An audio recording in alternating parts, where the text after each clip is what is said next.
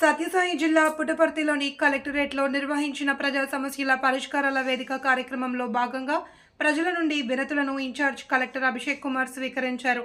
ఈ సందర్భంగా కలెక్టర్ ప్రజల నుండి వచ్చిన భూ తగాదాలు, పెన్షన్ సంబంధిత సమస్యలను వెంటనే పరిష్కరించాలి అని జిల్లా అధికారులకు ఆదేశించారు.